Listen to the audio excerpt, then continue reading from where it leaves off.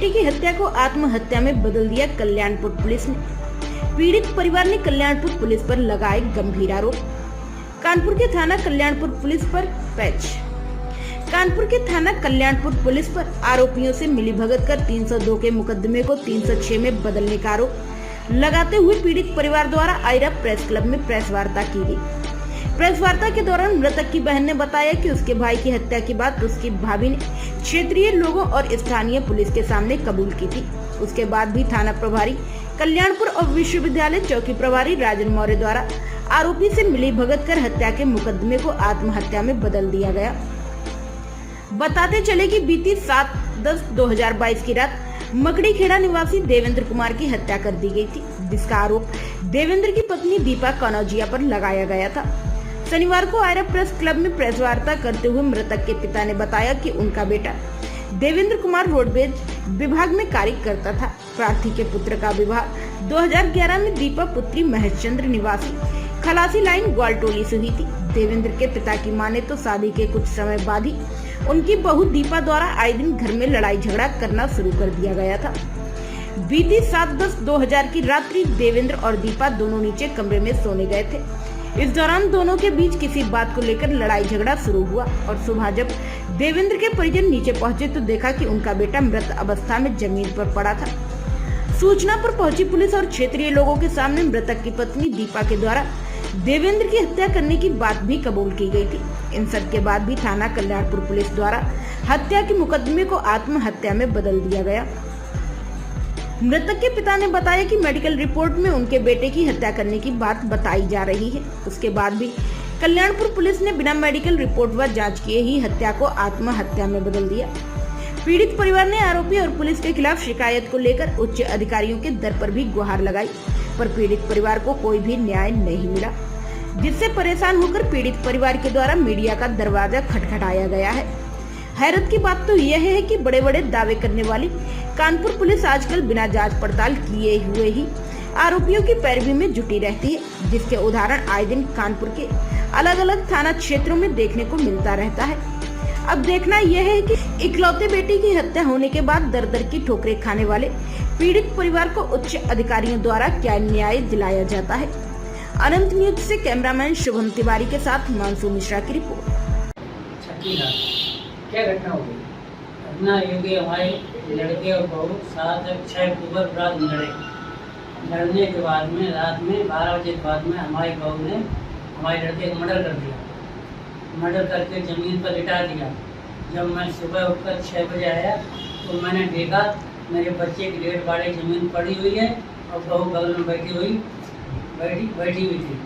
उसके बाद मैंने जैसे बच्चे का डेड बॉडी देखी, मैं बेहोश हो गया।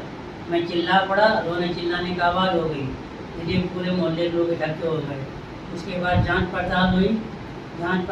पुलिस के सामने मेरी बहू ने ये बात को कबूला कि मर्डर मैंने किया, इसके जिम्मेदार मैं हूँ। उसके बाद मैं थाने कल्याणपुर रिपोर्ट लिखाने गया। रिपोर्ट 302 का मुकदमा लिखाया। इसके बाद बिना कहे सुने ही बिना पूछताछ के 306 में मुकदमा कायम कर दिए गए, जिसकी मैंने कई बार काफ़ी लोगों से शिकायत की, जिसका मुझे आज भी न्याय नहीं मिल पाया। मैं आज भी दर दर भटक रहा हूँ, इसलिए मुझे न्याय चाहिए। क्या करता था आपका बेटा? बच्चा हमारा रोडवेज में कर्मचारी, रोडवेज में कैंडिडेटर पद पर था, लेकिन इस समय बाबू था जो कि रोडवेज चुनने डिपो में बैठता था।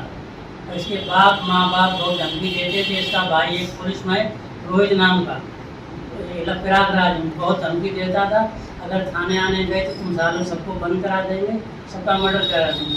और इसका बाप पैसा की पुलिस हमारी जेब में, तुम साले नाली कीड़े हो, तुम हमारा क्या कर पाओगे। इसीलिए इसने हम जानबूझ के हमारे बच्चे का मर्डर करवा दिया। आप क्या चाहते हैं? अब मैं चाहता हूँ कि मेरे बच्चे को न्याय मिले, हर सूझ न्याय मिले, कैसे भी मिले न्याय मिले और मुझे को सजा मिले। मैं रो कहता हूँ, आप लोगों के सामने कह रहा हूँ, मेरे बच्चे का मर्डर इसी बहू मिलके किया है। बहू ने ही मर्डर किया। अगर फांसी पर लटका था तो किसी व्यक्ति ने या किसी पुलिस वाले ने, किसी मोहल्ले वाले फांसी पर उतारा क्यों नहीं?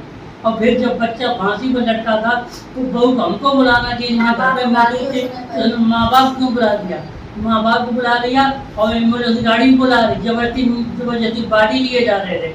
लेकिन मेरे मोहल्ले वाले अच्छे थे, सब लोग मोहल्ले वाले लोग थे और मेरे रिश्तेदार वगैरह आ गए, तब बाड़ी सीख हुई है। समझे? क्या नाम है आपका? सप्ताह देवी। क्या घटना हुई? घटना होती मेरे भाई देवी की 2011 में शादी हुई थी गीता से। ससुराल उसकी घाटोली खलासी लेन में थी। भाई मेरा चुन्नीगंज में डिपो में बाबू था। उसके 2-3 साल बाद मेरा अकेला भाई था। मेरे माँ बाप को मारना पीटना टॉर्चर करना, हम लोग बहुत समझाते थे, वो नहीं समझती थी, समझे। और उसके बाद में हम लोगों भी आते थे, अगर कोई करते तो हमारे पर भी 1 बार 2 बार मेरे पर भी हाथ उठा दी थी। उनके पिताजी थे मैचंद कनौजिया, भाई था उनका मनोज कुमार, मेरे ऊपर थप्पड़ उठाए, मेरे हस्बैंड ने मेरा बीच बचाव किया। इस तरीका की थी लोग। पुलिस थाने बुला के मेरे भाई को इतना मरवाया गली में, मेरा भाई बहुत परेशान उससे था। अब क्या हो गया? अब हो गया, उसने मेरे भाई को मर्डर किया। मुझे इंसाफ चाहिए। क्या इंसाफ चाहती, क्या हुआ? हमें इंसाफ ये चाहिए कि उसको सजा हो, हमारे भाई को इंसाफ। मेरा अकेला भाई था। मुकदमा पंजीकरण किया गया था? सब किया गया, सब हुआ उसका। मुकदमा पंजीकरण करने के बाद क्या हुआ? और उसके बाद में हम हर जगह गए हैं, लखनऊ, हर जगह, ऐसी जगह नहीं जहाँ हम गए ना। अपने माँ बाप को लेके, सबको लेके, बच्चों को लेके सब जगह जाते। ये बच्चे किसके हैं? ये मेरे भाई के हैं, देवेंद्र कुमार के। इस वक्त घटना में उस समय बच्चे कहाँ हैं?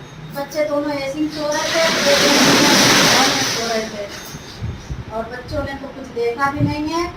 और उसके बाद में काटे जाकर दोनों हॉल में गए। अपने आसपास की लेटेस्ट खबरें देखने के लिए हमारे चैनल अनंत न्यूज को लाइक एवं सब्सक्राइब अवश्य करें। साथ ही बेल का आइकन दबाएं, जिससे आपको आसपास की सभी न्यूज टाइम पर मिलती रहे। और हमारे अनंत न्यूज पर अपना कुछ भी ऐड या जानकारी देने के लिए हमसे संपर्क करें।